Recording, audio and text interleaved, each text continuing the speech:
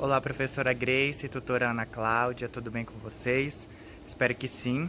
Eu me chamo Jonathan Braga de Oliveira, sou acadêmico aqui do Polo de Caracaraí, Roraima, juntamente com o meu grupo Stephanie Carolina do Nascimento Simões, que reside na cidade de Manaus, Amazonas, e Ildérica Lima Campos, que mora atualmente na cidade de Boa Vista, Roraima.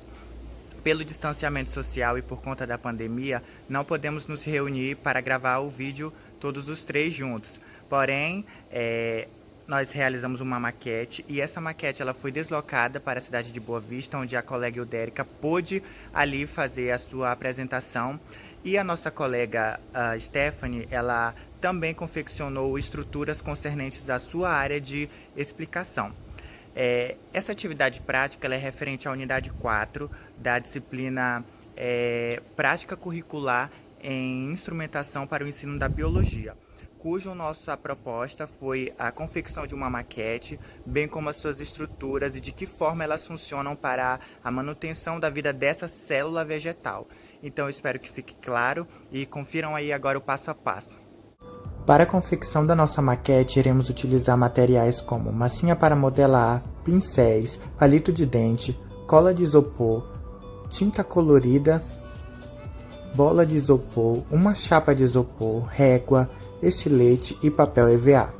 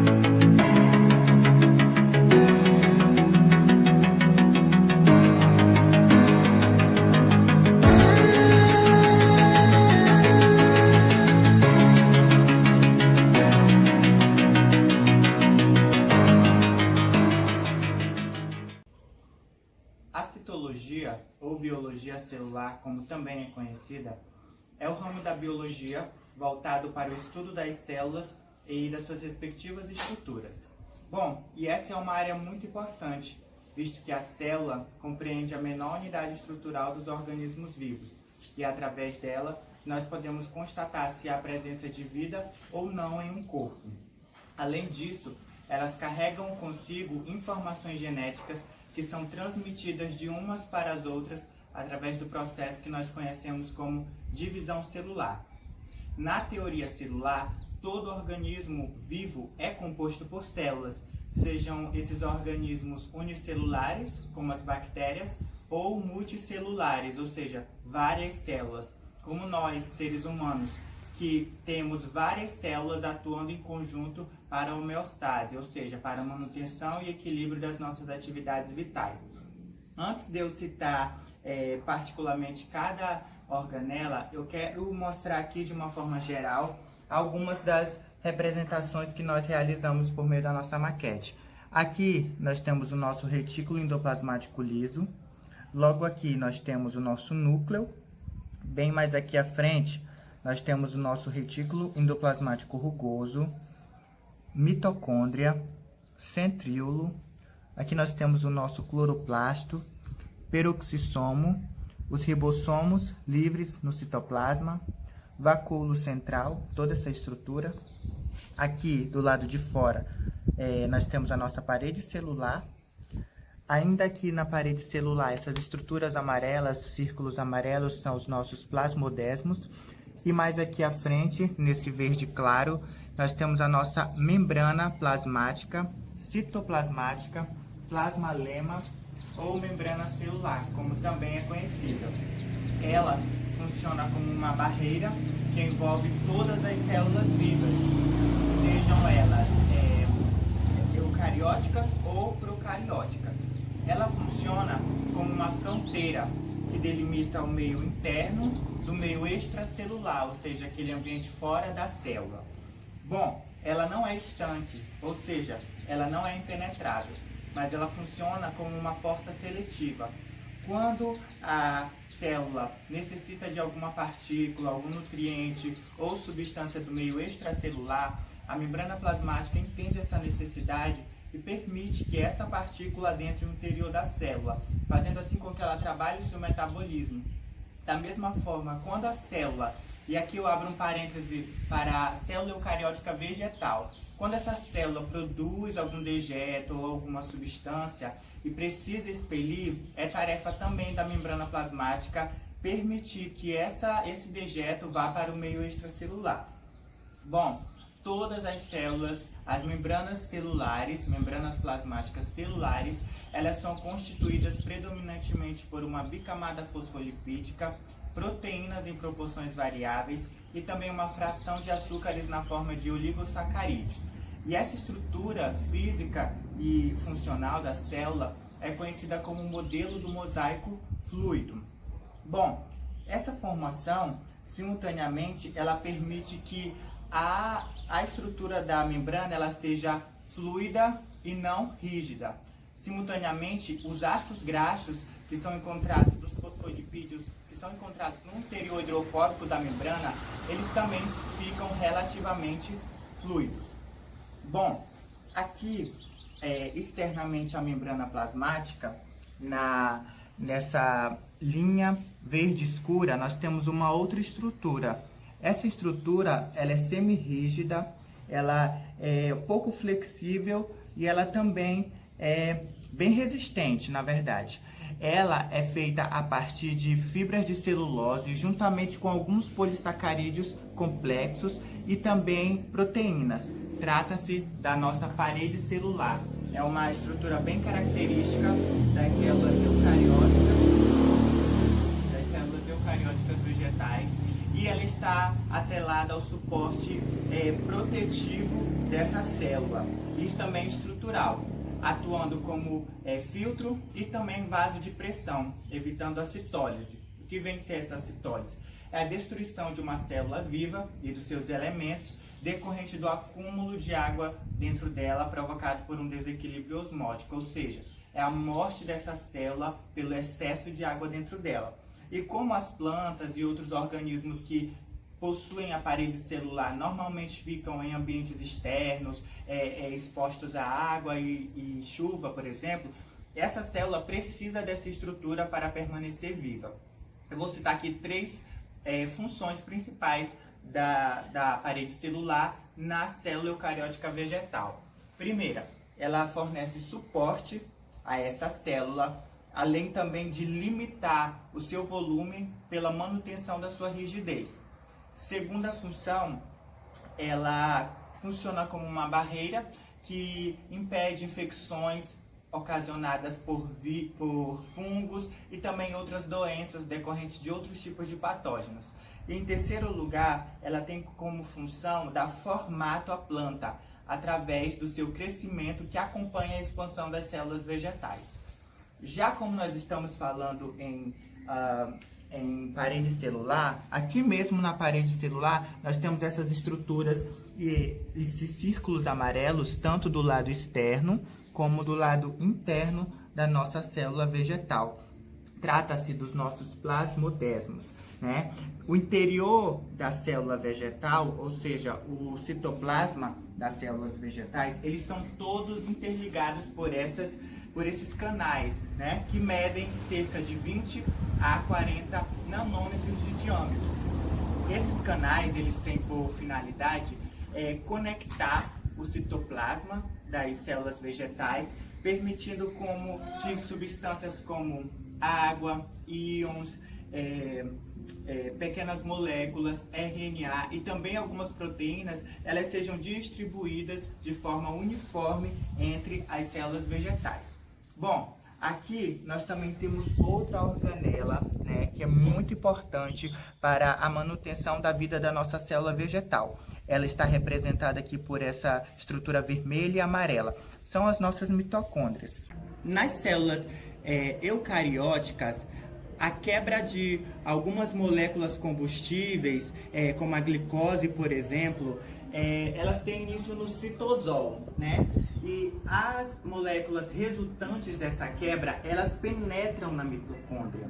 A mitocôndria, que tem como função principal, né, primordial, converter energia química potencial em um tipo de energia, uma forma de energia que seja passível de uso para a nossa célula, ou seja, ATP, adenosina trifosfato, né? Que nada mais é do que uma molécula rica em energia.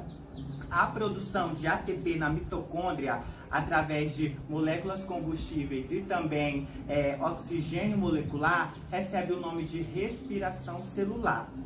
A mitocôndria possui duas membranas, a membrana interna e a membrana externa. Na membrana interna, nós encontramos diversos complexos proteicos que são fundamentais durante o processo de respiração celular.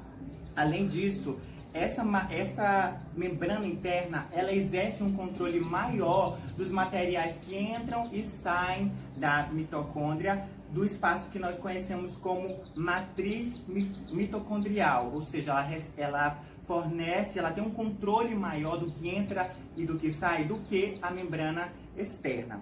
Nessa matriz mitocondrial, além das enzimas, nós iremos encontrar também alguns ribossomos, DNA, ou seja, são estruturas que são fundamentais para a síntese de algumas proteínas, o que também irá ajudar no processo de respiração celular.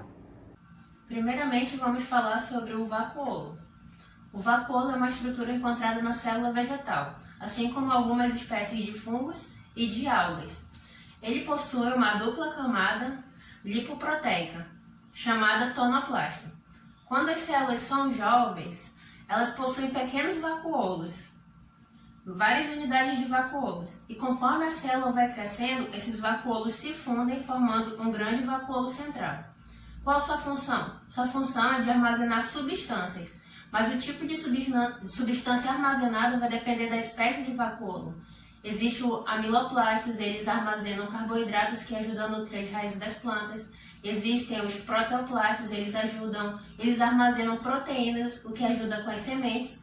E também existe o vacuolo de armazenamento ou suco celular. Ele é muito importante para o processo osmótico. E ele, contendo pigmentos de antocianinas, ele é o principal responsável pela coloração azul, vermelha e púrpura das flores. O vacuolo também possui enzimas que digerem as organelas senescentes. Então ele faz um papel semelhante ao lisossomo na célula animal. Vamos falar sobre os cloroplastos. Os cloroplastos têm o formato ovoide. A sua parte externa, ela é lisa e contínua, enquanto a interna ela possui dobras paralelamente. Essas dobras são chamadas de lamela, e entre as lamelas podemos ver pequenas bolsas achatadas, que são semelhantes a moedas. Elas são chamadas de tilacoides.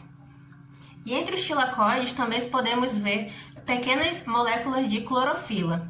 Elas captam a luz solar, ajudando no processo de fotossíntese. Então, qual é a sua função? Sua principal função é o processo de fotossíntese, porém ela tem outras responsabilidades na célula, como a síntese de ácidos graxos, de aminoácidos, de metabólicos secundários, além também de armazenar temporariamente o amido, quando a planta está no seu processo de fotossíntese. Agora iremos falar sobre o núcleo. O núcleo é considerado o centro de controle de atividades da célula. É lá também que são encontradas informações genéticas. Essas funções são desempenhadas graças ao DNA, o ácido desoxirribonucleico que está no seu interior. Então, essas moléculas dentro do DNA possuem genes, que é responsável também pela síntese de proteínas. Além dessas funções, ela também tem a função de sintetizar e fazer o processamento de diferentes tipos de RNA.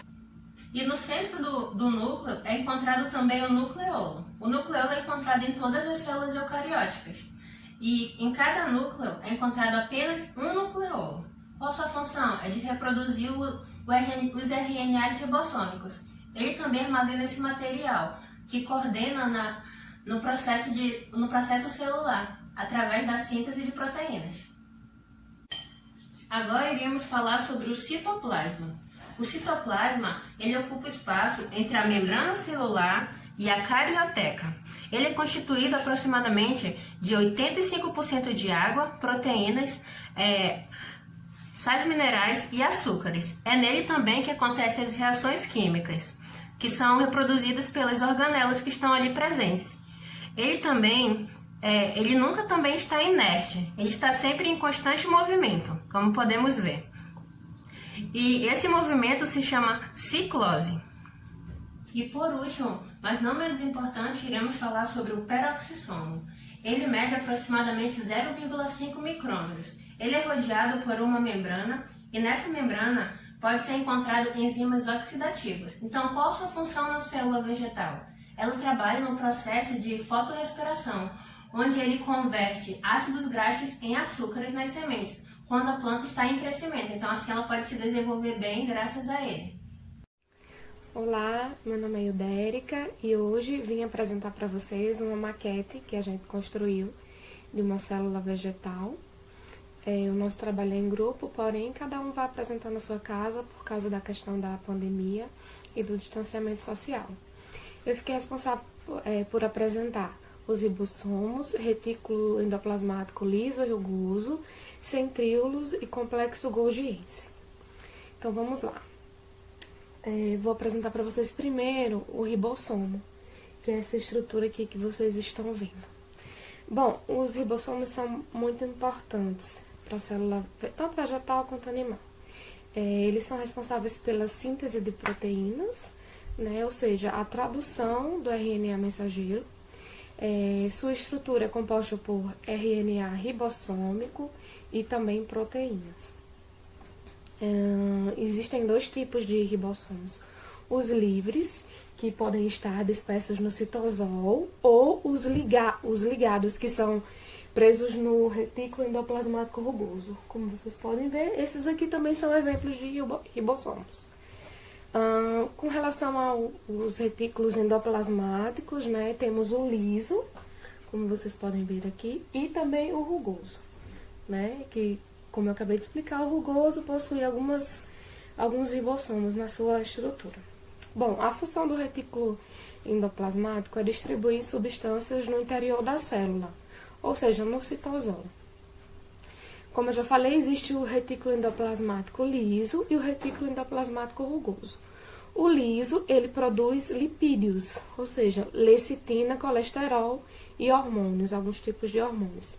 Já o rugoso produz proteínas, depois que produz essas proteínas, as envia para o complexo de Golgi, ou complexo golgiense. O complexo de Golgi é essa estrutura aqui que vocês podem visualizar, né, que possui a função de processar lipídios e proteínas, de empacotar e endereçar moléculas sintetizadoras nas células e de fabricar também macromoléculas. Com relação à sua estrutura, podemos visualizar que são vesículas achatadas, chamadas de cisternas, com diferentes enzimas. E por último, a última estrutura são os centríolos, que vocês podem observar aqui na nossa maquete. Bom, os centríolos são encontrados em briófitas e pteridófitas e também nas células animais. A função, né, auxiliar na separação do material genético na divisão celular. São constituídos por proteínas e na sua estrutura são microtúbulos triplos e ocos com formato cilíndrico. Então é isso, muito obrigada.